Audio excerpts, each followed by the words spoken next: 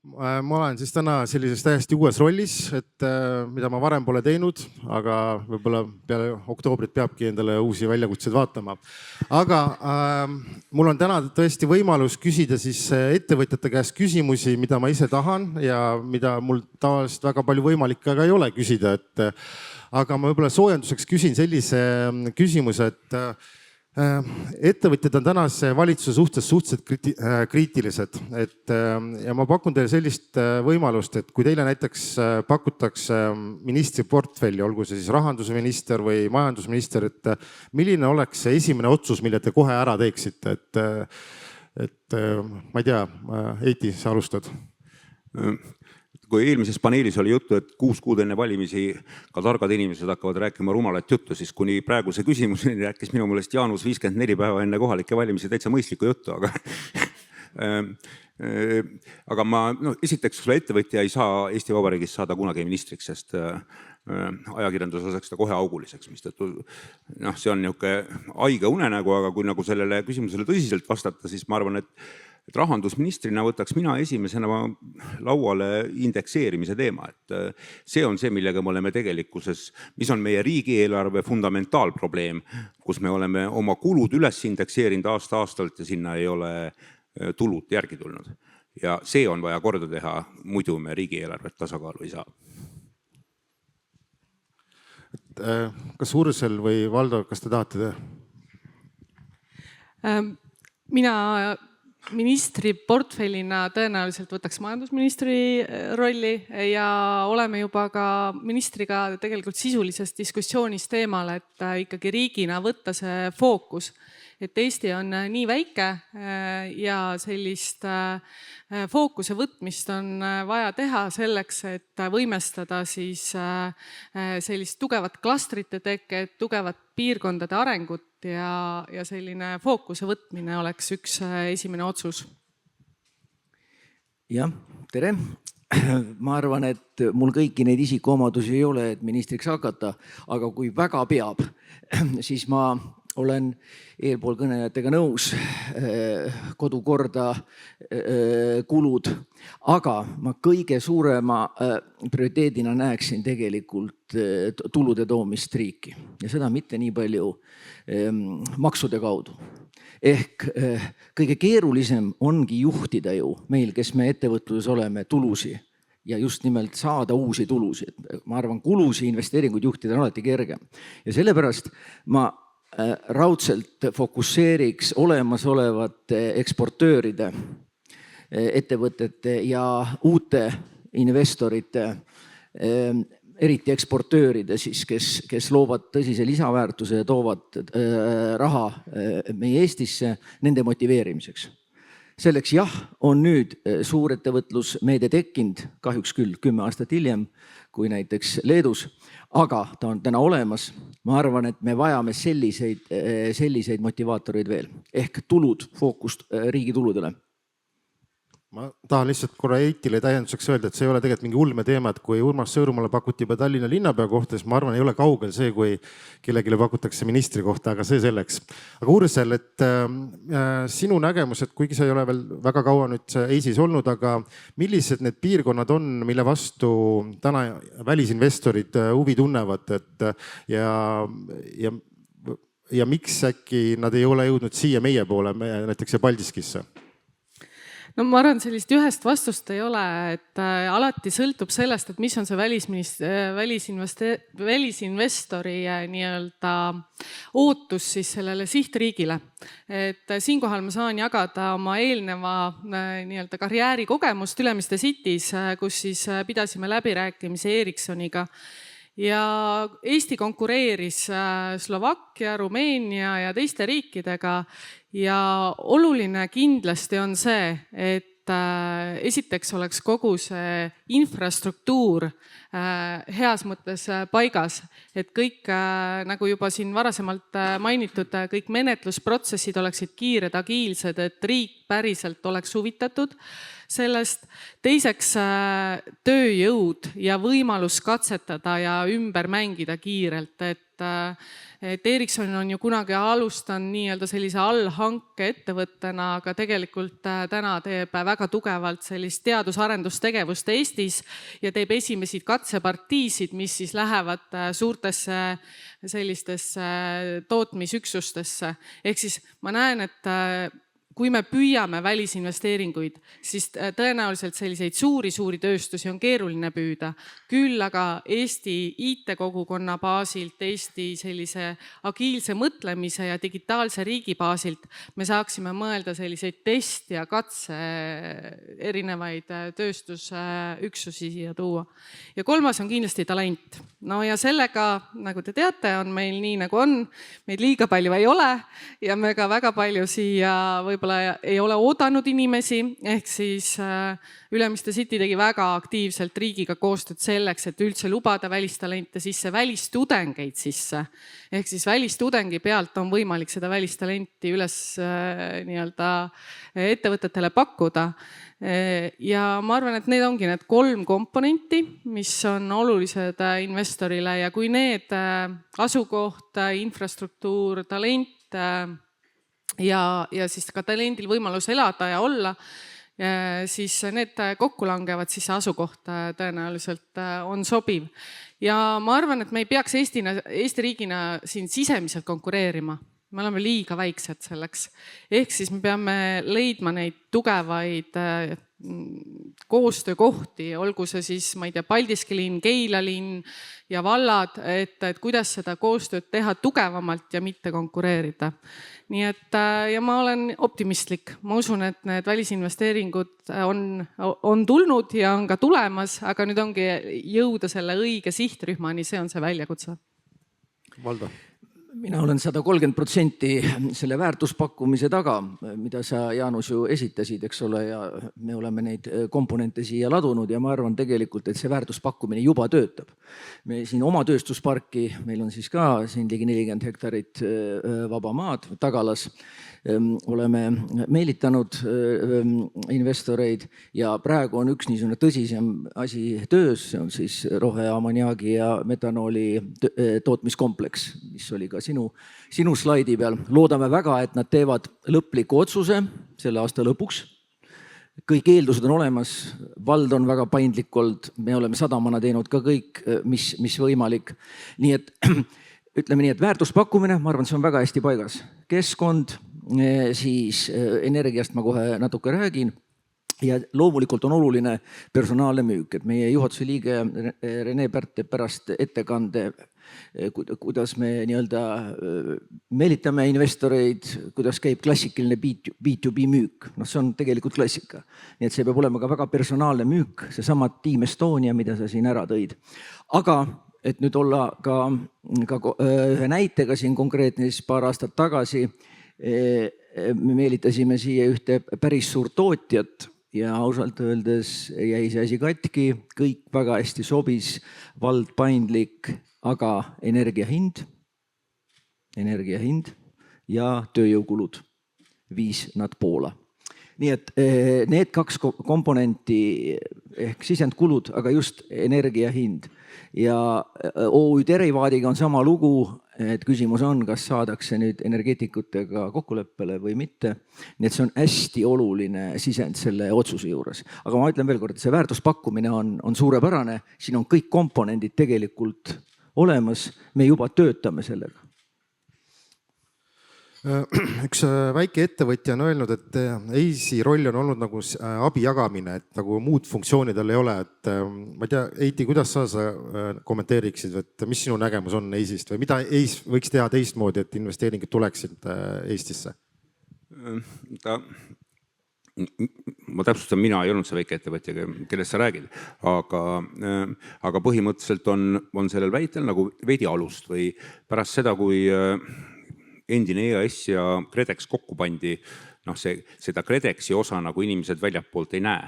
Ja see osa on nagu ilmselgelt minu hinnangul liiga väike, et lisaks sellele, et energia on meil Eestis kallis või kui me läheme üle lahe, siis me oleme soomlastest ikka hetkel umbes 3 korda kallimad oma aasta keskmise elektri hinnaga. Ja tegelikult on meil Skandinaavias selgelt kallim ka kapital. Ja veidi ka tema kättesaadavus ja ütleme siin, ma olen saalis märganud mõnda LHV töötajat, ma Rain Lõhmust ja sõpru ei süüdista selles kallimas kapitalist sugugi, et kui Rootsi pangad on selle lati ette andnud ja nemad tegelikult valitsevad turgu, siis miks peaks LHV oma raha kuidagi odavamalt jagama. Ja ma arvan, et EIS-il on arenguks kõvasti ruumi, ehk mind ei tohi mingil juhul tõlgendada riigikapitalismi propageerijana. Sellele ma olen tuline vastane, aga kõiki asju ei pea üldse üles ehitama toetustel, vaid tegelikult ettevõtjad, neil on häid mõtteid, aga kipub seda omakapitali veidi vähe olema. Ehk mingisuguste garantii ja kapitali laenumeetmetega, mis on nagu riikliku arengupanga funktsioon sisuliselt, mida väga paljudes naaberriikides on. Ja ma arvan, et EIS-il on ka tegelikult see finantsvõimekus või selline susin vähemasti küla peal liigub, mistõttu seda peaks kasutama, et selleks ei pea mitte raha laiali külvama, mis kipub tavaliselt olema üks ebaefektiivsemaid rahapaigutusi, vaid EIS peaks endale tänasest oluliselt suurema rolli võtma just nimelt ettevõtete ja uute algatuste startimise toetamisel. Ja just mitte toetamisel toetuse mõttes, vaid finantseerimise ärakorraldamise mõttes. Jah, ma võin juba vaikselt avada meie uue strateegia mõningaid suundi, et tõesti me järjest rohkem vaatame finantsinstrumentide poole, kuidas läbi nende võimestada ja toetada ettevõtteid. Ja meil on ka eesmärk siis kahekordistada oma finantsteenuste osakaalu järgmises strateegiaperioodis ja võib-olla on see liiga väike eesmärk, eks me saame arutada seda. Ma arvan, et teeme kohe otsused 3 korda. Ja strateegiaperiood kestab ju 4. kvartal või 4. kvartal 3-kordistada, väga hea, mulle meeldib ambitsioon. Ma tuleks selle teema juurde, et me räägime sellest, et kas poliitikud kuulavad ettevõtjad, eks, et siin räägitakse, et tehakse nüüd nõukogu, midagi nagu areneb edasi, eks, et aga mõtlengi just näiteks tänase ürituse mõttes, et siin on tõesti käinud läbi väga palju väga huvitavaid mõtteid ja ettepanekuid, eks, et ma ei tea, kas teil on kuidagi soovitus, et kuidas see nagu viia nüüd see teema poliitikutini, et kuidas me siit homme võiks edasi minna, et see asi nagu edasi läheks, et kuidas see võiks edasi areneda, et Valdo, oskad sa midagi soovitada? No ma jätkan natuke siis EIS-i lainel, et ma arvan, et võiksime agentuuri jõulisemalt ära kasutada. Siin ma siis kasutan seda väljend, mis vist oli Jaanus sinu slaidil ka, Team Estonia, eks ole. Ehk see on tegelikult kõik konkurentsivõime küsimus ja konkurents käib meie puhul siis sadamate vahel, aga me näeme, see on ju riikide vahel. Ja see on väga tõsine, kuidas sa oma riiki müüd ja see peab olema kõikidel tasanditel, et see peab olema siis ettevõte, agentuur, aga seal peab olema ka valitsus ja valitsuse liikmed kaasas. See ongi Team Estonia ja see on personaalne müük ja siin on nüüd häid näiteid. Siin täna tuleb ka vist minister Keldo, kes on selle suuna võtnud. Ja loodame, et selline riigi tugi on kaasas. Ehk see on tegelikult esiteks Team Estonia nii-öelda kasutusele võtmine, nii nagu teevad meie konkurentriigid. Läti, Leedu, Soome väga palju, ehk seda tehakse nagu väga mitmel tasandil müüki ja ka see motivatsioonipakett on küllaltki personaalne, sest need investorid, nad on ju väga erinevad tööstused või nad ei pea ju ainult tööstused olema, eks ole. Kui me räägime eksportööridest laiemalt, sest neil on erinevad vajadused, kellel on energiateema või ühildumine põhivõrgu griidiga, kellel on mingisugune muu küsimus. Ehk see on personaalne pakett, mis vaja siis meil 3 peale kokku panna. Ettevõte, EIS ja mõni valitsuse liige või ministeerium. Heiti, kuule, kas ettevõtja kuulab sind? või kas poliitikud kuulavad sind, et tõenäoliselt suhtled mõnega nendest, et miks nad ei tee niimoodi, et elu läks Eestis paremaks? Ei, ma ei saa salata, ma olen elus mõne poliitikuga suhelnud, kas oma vabal tahtel või enne valimisi nende tahtel, aga seda, et nad mind väga kuulanud oleks, seda ma ei saa sugugi kinnitada. Et ma võib-olla siin selle Valde mõtte jätkuks ütleks just nimelt seda, et loomulikult peavad poliitikud mingil hetkel, ministeerium, kellele EIS otseselt allub ehk minister Keldo antud juhul, eks ole ju, peavad selle strateegia nagu heaks kiitma. Tegelikult selle strateegia kandjaks ei saa olla poliitikud, nad vahetuvad meil liiga tihti. Et valimised on iga 4 aasta tagant, 4 aastat kestnud valitsust ma nagu ei mäletagi, ehk sinna ei saa nagu pikka panust teha. Et selle idee kandjad peabki olema antud juhul tegelikult EIS ja sealne personaalia peab suutma selle strateegia ellu rakendada. Ja nii lihtne see mu meelest ongi. Mina olen olnud ikkagi ettevõtete juht ja ma ütleks, et hästi palju algab ettevõtjast ja ettevõtja ambitsioonist. Kas on ambitsiooni, ei ole ambitsiooni? Kui on ambitsiooni, siis on võimalik koostöös. On see siis Team Estonia, on need pangad, kes iganes siis antud hetkel see vajalik partner on või kohalik omavalitsus. On võimalik teha asju, millesse võib-olla alguses ise ei usugi. Et tuueski, ma ei tea, Ülo Pärnitsa näite, et ta tegelikult võttis, et IT-kogukond peab olema Ülemistes. Täna see ei ole ainult IT-kogukond, aga see klastri või see koostöö nagu mudel töötab hästi. Ja ma arvan, analoogseid asju saavad teha ikkagi ettevõtjad, mitte poliitikud.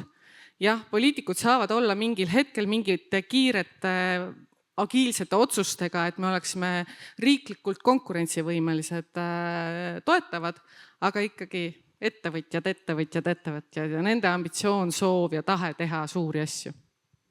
Ja Ursa, sinu kogemus näitab ka seda, et poliitikud siis kuulavad ettevõtjaid, et Ülemiste City puhul. See sõltus ja sõltub siiani, ma arvan, on kindlasti poliitikuid või ministreid, kes on hästi ettevõtjasõbralikud ja tahavad päriselt Eesti majandust arendada. Ja on teistsuguseid. Aga ma arvan, et kui ettevõtja on ka piisavalt tugev, et ära argumenteerida see majanduslik mõju, sest me ei saa kõikidelt nii-öelda omavalitsuste ametnikelt, ma ei tahaks öelda ametnikelt, ütleme töötajatelt, eeldada seda, et nad saavad sellest majandusmõjust suures plaanis aru. Et kui me suudame ettevõtjana selle majandusmõju ära selgitada, mis see toob sellele Paldiski linnale või Pakrile või mis see toob sellele piirkonnale ja see ametnik heas mõttes või töötaja päriselt saab aru, et tema elu selle võrra või tema lähedaste elu selle võrra paraneb, et siis see on tehtav, et aga eelkõige ettevõtja peab ise sellesse äriplaani või sellesse ambitsiooni uskuma, siis ta suudab ka ära veenda heas mõttes oma partnerid. Okei, aga selle jutu jätuks ma tookski selle energiasalve näite siia, et kõik nagu sellesse usuvad, vähemalt arendaja ise usub, omavalitsusesse usub, aga poliitikud ei usu sellesse. Ma ei tea, tahab keegi seda kommenteerida? Aus vastus on, et ei taha. Et siin Peebul on sellest terve ettekanne, tema on sellega 10 aastat üritanud spunki otsida ja tõestada, et ta pole kaamel, aga võib-olla on see lihtsalt Peebu ööva professionaalsuse tulemus, et poliitikud ei ole seda uskuma jäänud. Et mina isiklikult energiasalve väikeosanikuna usun sellesse projekti väga ja olen täiesti veendunud, et lisaks tema energeetilisele väärtusele või nii-öelda juhitamatu energia tasakaalustamise väärtusele on see projekt, mis kõigi sinna juurde võimalikult rajatava tööstusega annaks nii-öelda Pakri poolsaarele täiesti kordumatu ja unikaalse boosti nii-öelda arenguks. Ma võib-olla oma hüpoteesi ma ei valideeri kuidagi või ei kandideeri siin kuidagi tõele, aga võib-olla see ongi selles, et poliitikute tsükkel on nii lühike, 4 aastat. Ja kui sa võtad sellise investeeringu, mis on, ma ei tea, 10-20 aastat ja riik nii-öelda või poliitikud peaksid seda garanteerima, siis nad ei julge garanteerida asja, mis on pikem kui nende siis ametisoleku võimalik tsükkel. Ja ma arvan, et seal on see nii-öelda riigi pikem strateegia ülioluline, et me teame, mis on need kõige olulisemad asjad, mille osas me peame need julged otsused tegema ise, kui võim muutub. Mul on erakordselt hea kuulda, et pool aastat ametis olnud riigiettevõtte juht julgeb tõe välja öelda, mina ei julgenud hetk tagasi. Et Energiasalve häda ongi selles, et tema ehituskestvus on 7-8 aastat ja pärast tasuvusaeg veel umbes 20 aastat. Et on vaja teha otsus, mis vaatab elus 30 aastat edasi, aga järgmised valimised on 1,5 aasta pärast, et me selle 30 aastaga siin jamame. Nii lihtne ongi, täpselt. Ja mina saan ainult kinnitada, et see Energiasalve põhimõte on ju suhteliselt lihtne, ta tundub üsna loogiline. Ja probleem on jah selles, et kui pikka otsust julgetakse teha, aga võt Jaanus sinu enda väärtuspakkumises oli ka see, mida tegelikult investor ootab, ta tahab energeetikas näha pikka plaani ja strateegilist plaani ja seda meil ausalt eriti ei ole. Ja üks osa sellest peaks olema selline salvesti. Muid tehnoloogiaid tuleb ka. Salvestust on meil igal juhul vaja. Ja siin Paldiski kontekstis, nii palju kui mina olen nüüd kohtunud investoritega, meil on ka Muugal tööstuspark, eks ole, kõik vajavad taastuvenergeetikat. Keegi ei taha millestki muust rääkida. Kes on uus investor, tuleb oma vajadusega, kas siis tootmiskompleksi rajama, minu pärast ladu püsti panema, nad tegelikult küsivad roheenergiat. Ja seda me teame siin Poolsaar ka nüüd liiga palju enam ei ole, kui need projektid juba realiseeruvad, mida me planeerime. Meil oleks hädasti vaja akumuleeritud taastuv energiat ja päris suures mahus, kui me tahame siin oma Poolsaart edasi arendada. Olgu, nüüd mida mina omavalitsusjuhina homme peaks tegema, et kuidagi silma paista sellele, ma ei tea, kas kohalikule investori või välisinvestorile, et on teil anda mulle nüüd selline mingisugused soovitused kaasa, mida ma pean hakkama homme teistmoodi tegema, et Paldiskist saaks ühel hetkel Läänemere tööstuskeskus? Nüüd ma poen, eks ole ju. Ma arvan, et sina, Jaanus, ei pea midagi homme teistmoodi tegema. Et Alexela toimetab Eestimaal, ma täpselt ei tea, aga 40 kohalikus omavalitsuses umbes. Ja siin ma julgen kõigile, kes kaaluvad Paldiskisse investeerimist, öelda, et nii haldussuutlikku kohalikku omavalitsust Eestis teist ei ole. Ma ei räägi mitte Tallinna linnast, kus meie majaga seotud kõige pikem detailplaneering on hetkel menetluses olnud 16 aastat, kus ettevõtja idee lihtsalt menetletakse hääbuma.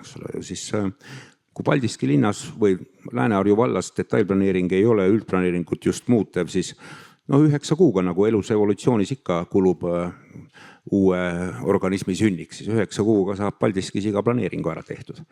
Ehk ma arvan, et see on siin koht, kus kohalik omavalitsus on teinud selle, mis temast sõltub. Ja on olemas mitte looduslikud, aga need infrastruktuuri eeldused sadamate ja raudtee ja kõige selle näol. Omavalitsus on mõelnud selle peale, et siin oleks selline balansseeritud areng, et inimestel oleks elukohad, et inimestel oleks, kus lapsed koolis ja lasteaias käivad või sotsiaalsed vajadused oleksid rahuldatud. Ja see on tegelikult nii-öelda ettevõtjate ja võib-olla natukene on eisi abi vaja pingutus, et see kõik läheks lendu. Jah, mina võin tuua lihtsalt ühe näite. Me praegu rajame siis 70 miljonit maksvat multifunktsionaalset kaid ja 10 hektarit uut Eestimaad. Me saime ehitusloa selle objekti jaoks 2 nädalaga. Loomulikult keskkonnamõjude hinnang oli tehtud ja kõik läbi planeeritud, aga jah, ehitusluba ka saime siin vallas 2 nädalaga. Ehk see vast ütleb, et olime väga teretulnud selle investeeringuga ja loodame sellega loomulikult mitmeid ärisi käivitada, on multifunktsionaalne. Ja ootused võib-olla vallal on need, kui ma nägin neid pilte uusasumitest, ehk see on siis see Taruküla. See on see ka, millest oleme mõned aastad rääkinud, et ise olen Mustamäe poiss ja kasvan niisugust paneelmajas, aga tänapäeva insener, eks ole, Hruštšovkas elada ei taha. Nii et kui me tahame siia vähegi tarka tööstust, eks ole, siis ma arvan, et sellist keskkonda on väga vaja inseneridele, spetsialistidele ja küll on hea, et see nüüd hakkab juhtuma, et see uus keskkond tekib. Ja loomulikult siis hariduskompleks. Võib-olla siis ka IT eriklassiga kood Paldiski ehk mingid eriklassid hariduse vallas. See on võib-olla meie ootus.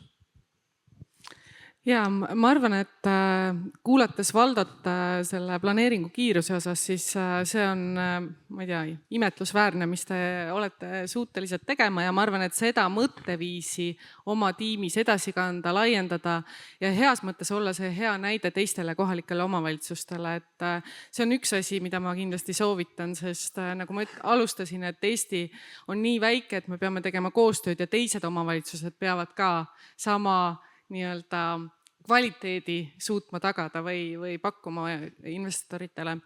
Teine pool on talent või see töötaja, et kui ma vaatasin seda, et 3500 inimest vist, ja kui me võtame veel seda, et kui palju siin on lapsi, kui palju on võib-olla pensionäre ja siis kui palju jääb üle neid heas mõttes tippspetsialiste või insenere, kes võiksid siis tuulepargi erinevate komponentide või elektroonika või ühesõnaga mis iganes valdkonnas tööd teha, et siis ma arvan, see talendi meelitamine, see hakkabki keskkonnast, eluasemest, haridusest, aga just, et kuidas neid häid inimesi siia meelitada, sest ma arvan, looduslikult on siin väga ilus ja keskkond ja selline toetav keskkond võiks olla soosiv, aga just, et teha ka selles suunas, lisaks siis ettevõtjate suunale tööd.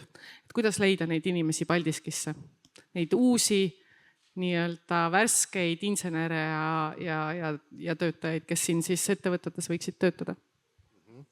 Meil hakkab kohe aeg otsa saama, aga kui see Taruküla nüüd valmis saab, kes teist oleks nõus sinna kolima näiteks? Kas keegi saab mu seda täna öelda, et ma võib-olla kolima veel ei hakkaks, aga Eiti on ju sisse kirjutatud siia. Tarukülla juba või? Aga ma mõtlesin siia sõites, et kui oleks selline põnev väljakutsuv tööpakkumine, siis tegelikult elades ise Nõmmel 30 minutit siia tööle on sama palju, kui tegelikult Ülemistesse põhimõtteliselt läbi ummikute rongid, kõik see infrastruktuur toetab, et miks mitte tööle võib-olla esialgu küll. Valdo, millal sa kolid Paldiskisse? No me oleme Urseliga nõmmekad, eks ole, ja ütleme Nõmmega konkureerida päris raske, kui aus olla. Aga võib-olla siis vanaduse põlves. Vanadekodu. Ei, mina olen olnud Paldiski elanik 2001. aastast.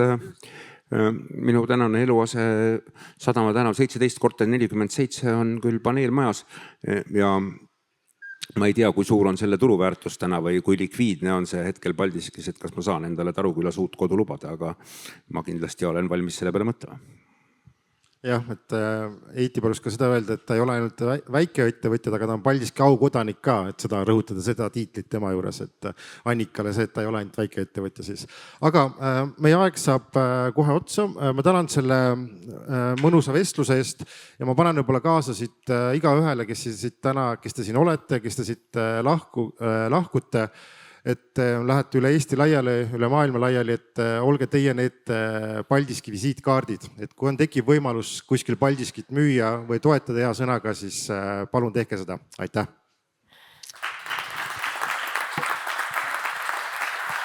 Aitäh! Meil on aega täpselt üheks küsimuseks, nii et see ühe väga hea küsimuse olen valmis võtma. Kas ma näen seda küsimust? No võt, tuleb. Ole hea.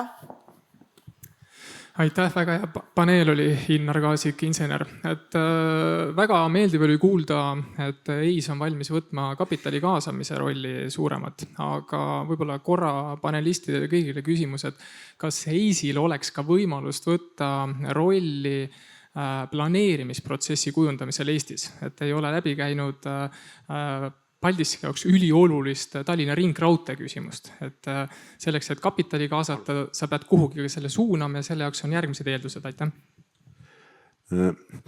Arvestades Urusali tausta Ülemiste City's loomulikult ta võiks planeerida mida tahes, aga ma arvan, et see ei ole, mulle endale tundub, et see ei ole nii-öelda riigi vaates EIS-i funktsioon, et EIS on ikkagi peaks jääma finantsasutuseks ja planeerimine on nii-öelda ettevõtja või huvitatud osapoole ja kohaliku omavalitsuse vaheline teema. Mis puudutab Tallinna ringraudteed, siis selle nii-öelda trassikoridori valiku ja planeerimise protsessi üritas eelmine valitsus vägisi lõpetada, et sellele sai kuidagi siin ühiste jõupingutustega pidur peale ja see protsess ehk kuidagi jätkub, aga ütleme, et seal see Harjumaa omavalitsuste liit, kes peaks seda tinglikult öeldes vedama, ega taga kõige suuremat aktiviteeti selles osas üles ei näita. Kui iga projekt, millel puudub vedur või iga rong, millel puutub vedur, see üldiselt jaamast kaugemale ei jõua. Aitäh! Jah, ma ka tahaks lisada, et ärme nüüd liiga suurt survet EIS-ile ja Ursalile pane, ehk planeeringud jäävad ikka kohaliku omavalitsuse riigile, aga ma tahaks tõesti rõhutada, et see ringraudtee ehk tulevikus võiks siin olla ka Paldiskis Euroopa laiusega raudtee on väga oluline ja õnneks seda ei peatatud, siin me Bellina reageerisime ja tööd tegid mitmed inimesed. Ehk tegelikult tulevikus meil on usku raudteevedudesse nii kaubas kui reisijate mõttes, nii et usume, et ühel hetkel on siin ka Euroopa laiune raudtee. Jah, me seda ei puudutanud, aga peame tegelikult seda väga oluliseks. Ja see koridor siiski praegu on alles, see võimalus on alles. Teha siia üks haru. Paneme kõigepealt põhitrassi käima ja siis ma arvan, et see loob täitsa uusi võimalusi. Ärme unusta, et me teenindame siit Rootsi importi ja eksporti ka siit Paldiskist. Et seal on tegelikult kasvupotentsiaali väga palju panna rongi peale ja vedada Kesk-Euroopasse ja Vahemere äärde. Jah, ja siis ma saan lõpetada, et tõesti mina olin ka üks, kes allkirjastas selle, et seda planeeringut ei pandaks seisma Ülemiste City ajal, sest tõesti näeme ka nii-öelda Tallinna linna vaatest, et sellel on, või ütleme siis Ülemiste vaatest, et sellel oli ikkagi väga-väga suur mõju oleks. Ja seda kindlasti peab edasi viima. Mis EIS-i rolli puudutab, siis hetkel EIS ikkagi, mina näen EIS-i sellena, kes turundab Eestit välismaal, ehk siis meie nii-öelda riik üldse jõuaks nähtavaks teiste riikide konkurentsis. Teiseks, et me aitame Eesti ettevõtetel ja Eestis olevatel ettevõtetel eksporti teha, me toetame erinevate teenuste ja finantsinstrumentidega. Kolmandaks, nagu rääkisime, kogu see kapitali pool ja neljandaks see investeeringute pool, et ikkagi hetkel on ettepanek, et EIS fokusseerib nendele valdkondadele. Aitäh teile. Ja kuna selle kingikoti on kokku pannud ilmselt abiliste abil 3 härrasmeest laval, siis selle koti saab ainult Ursel. Aitäh! Aitäh sulle!